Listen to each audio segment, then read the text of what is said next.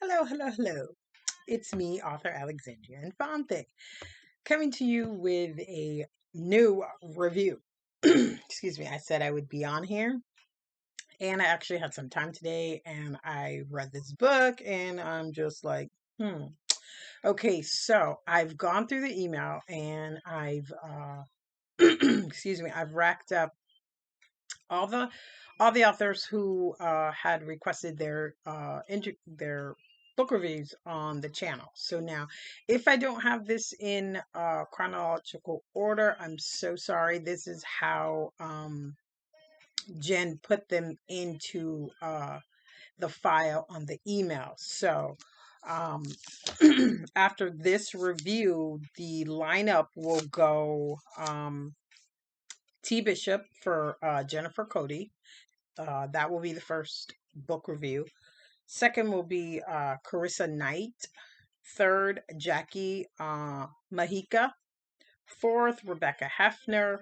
Fifth, Brian Jackson. Hey, Brian.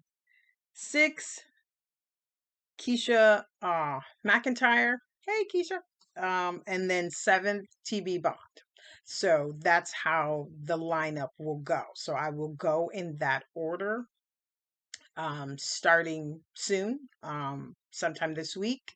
I will do the first, which will be T Bishop under Jennifer Cody. So that will be the first book I will review this week. And now today, sometimes remember I told you guys sometimes we actually review, excuse me, my chair. We actually review mainstream authors on here too. Especially if to me, if the book was good or it had elements that I really like, then for our regular readers out there, or even you authors, if you want to check out the book, you can check out the book.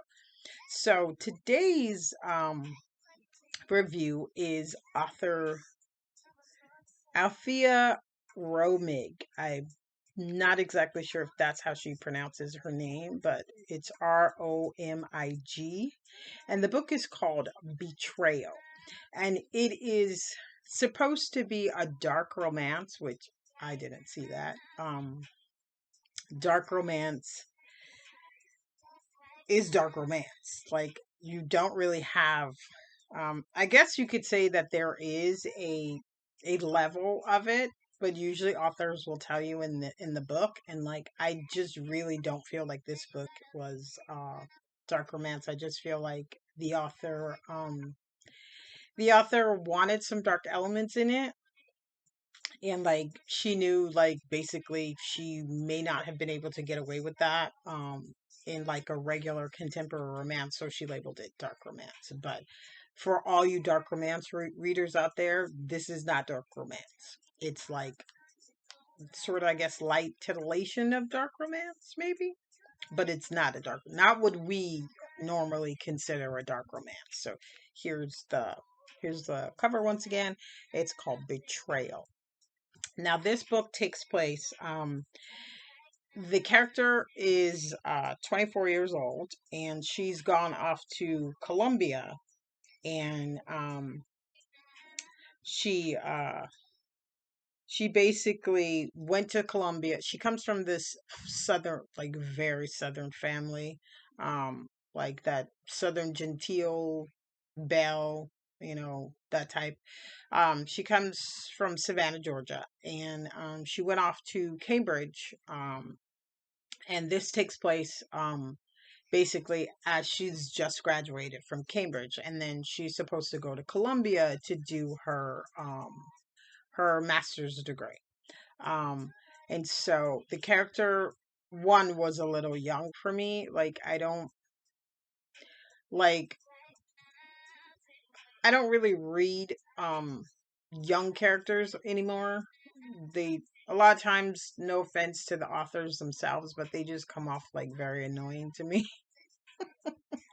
um and so especially sticking her um in a what she considers a dark romance. It reminded me very much of like 50 Shades of Grey, and unfortunately That book was like not my cup of to the 29,000 2,800,000 blah blah blah blah uh level. That wasn't for me. And so this book kind of reminded me of that. And so the character, she and her best friend decide to take a holiday before she sets off for college, and then the friend sets off, in an opposite direction. Um, I can't remember if the friend was going to college too, but anyway, and so she meets this guy, and she decides to have an interlude with him. Her name is Alexandria. Um her name is Alexandria, and she decides that because she comes from this southern genteel background, that she doesn't want to be that person. So this vacation, she's going to be Charlie. Her middle name is Charles, like named after her grandfather. So she decides that she's going to be Charlie. And so she meets this guy, and they have like this interlude, and she tells him her name is Charlie. But she doesn't want to, like, there's she doesn't want to give any personal information. She just wants to go off of first name.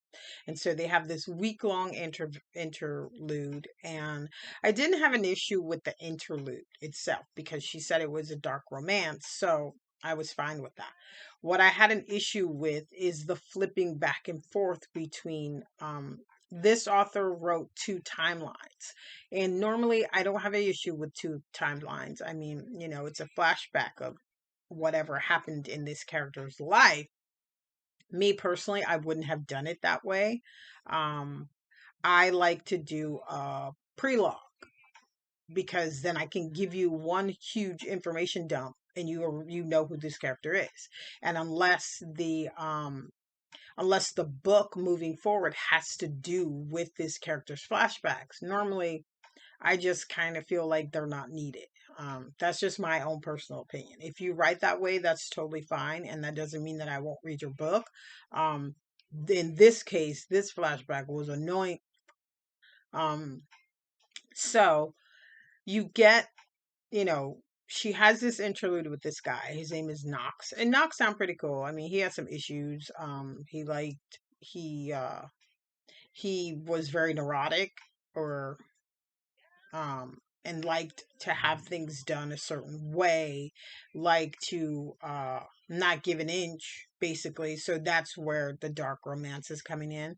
And so they have this interlude where they stay together for this week, and he treats her pretty much like a princess. But all the while he's telling her that's not his normal way or his normal attitude toward women. And so it was just something in her that caused him to want to treat her like this, for this week interlude. And so you're really enjoying the interlude between these two, and the conversations, and, the building of whatever this is going to be, even though it's just a week.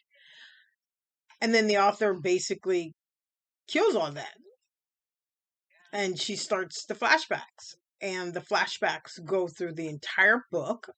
And then you're getting this flashback of her home life, and like, I can understand the home life because you want to give a little, tidbit about, her life before she went off to college, and maybe the reasonings why she is the way that she is. But the flashback was insane. It made no sense. um there were issues, like there's this one incident where the mom cuts her hair off with garden shears, and it's like she's from this gentile type southern family where um they summon her home, and then she goes home like obediently. Now, most 24-year-olds I know, when they're summoned home, they're like, yeah, mom, I have a normal life as well. So I have to do A, B, Z, D. I'll get there as soon as I can. So, like, she picked up, she went straight home. And then basically, for 75% of the book, it's these flashbacks and what's going on with what happened in her life. And Knox, the character that she had the interlude with, He's gone. He's pretty much gone. And so you're going through this crazy flashback of all this stuff that this character is doing. The ex boyfriend or the childhood sort of sweetheart, because she didn't really like him, but her parents made her date him. The parents are trying to marry her off to him, and that timeline and storyline, I don't even know where it came from. It didn't have anything to do with this book. And so it's just complete chaos to me. I couldn't follow along. I found myself like, okay, what the heck is going on? And then at the basically at the end of the book, she drops Knox back in, and you're just like, where the did that come from? And so you get like this one and a half page of Knox, like it's about maybe 5 pages of Knox and what happens, after this interlude. And then she goes to this company, the you find out that she had a trust for $1 million, and then now all of a sudden the trust is gone, but there's no explanation how the trust is gone. Like the explanation that's given, it doesn't make sense. And I'm just like, and then she checks the trust all the time online, but she didn't know that the $1 million was gone. That didn't make sense either. And so now she's like, okay, I have to be independent. I have to be a working girl. I have to get to college and do this. And that just, I don't even know how to say this. That just like pretty much blew me away. And then I had an issue with the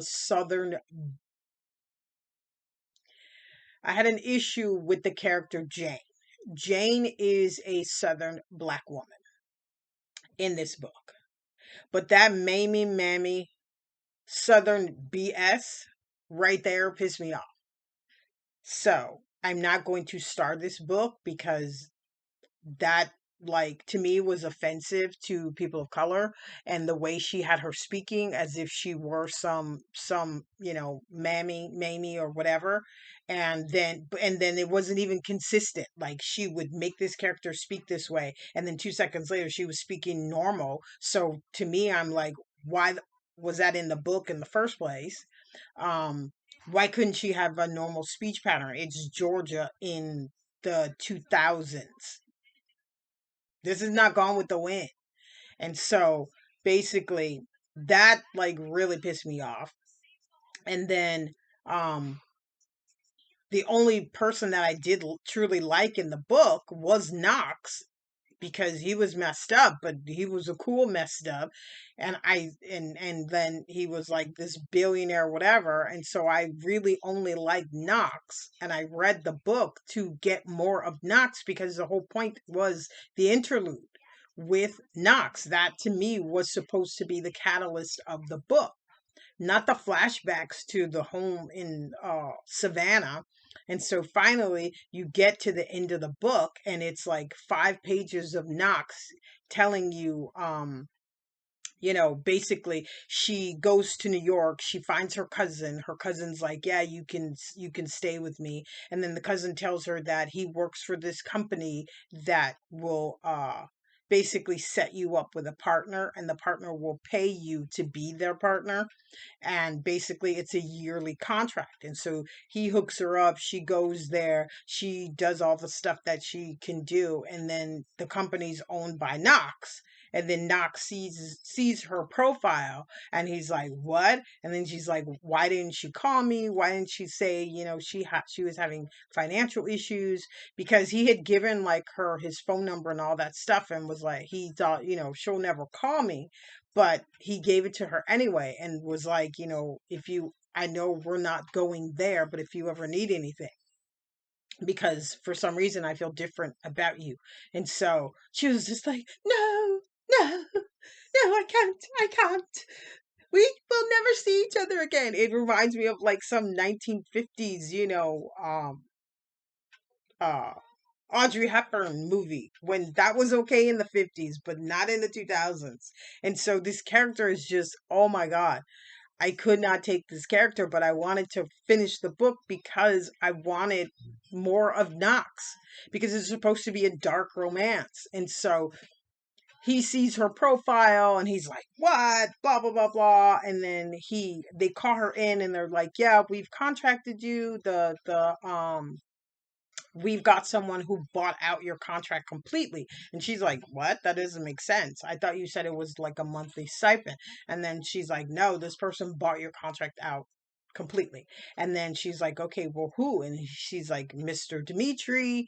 And then the woman at the agency is like, Mr. Dimitri, and he wants you to call him now. And she's like, now? And he's like, yeah. She's like, yeah, call him now. And then she's like, well, is he a nice person? Blah blah blah blah. And then so the lady's like, nice, the word nice and Mr. Dimitri, they don't go hand in hand. And then she gives her this card and she's like, we've never had any abuse in this. That was like really stupid to me. I'm sorry. And she gives her this card and she's like, so she's completely freaking her out because she's like, okay, we've never had abuse in this company, but just take this card just in case because it's Mr. Dimitri. And so she's like, okay, so she's like, do you want me to call him now? And she's like, yeah, call him now. And so she dials the number, and once she hits in the first three digits of the number, Knox pops up in her phone, and she's like, wait, what? She's like, no, I can't call this number. And then she's like, yeah, you need to call the number because he bought out your contract. And so she's like, she dials, and then she's like, hello, Knox. And he's like, no, Mr. Dimitri. He's like, I told you I had rules. The rules have changed.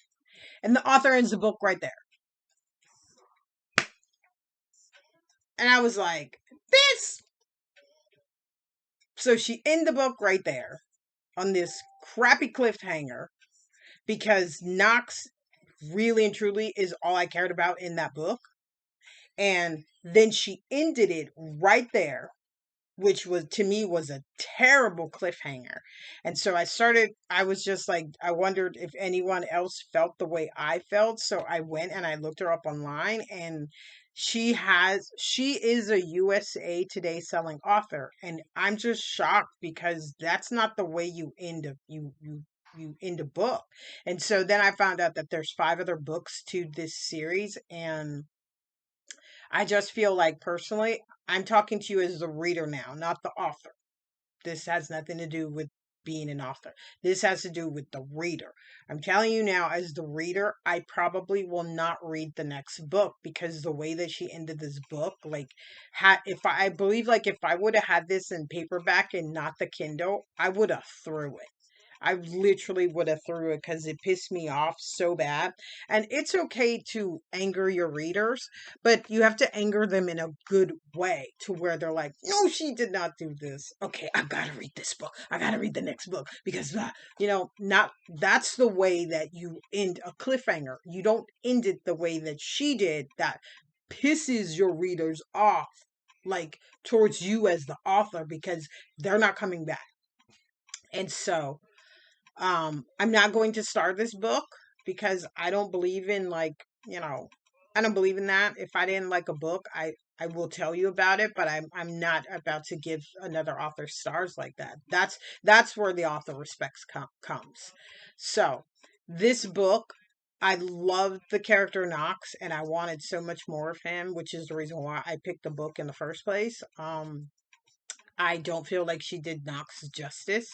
And then I feel like the opening of the book was a little too much of an information dump. It's pretty much on Knox, but I was like, I was reading, I was reading it and my eyes started, like, getting heavy. So I had to, like, put it on listen so I could listen to it so I could get through the first chapter of the book. So, because I was ready for the action because of the fact that it's a dark romance. And so, um, the book is free on Amazon.com right now if you want to read it.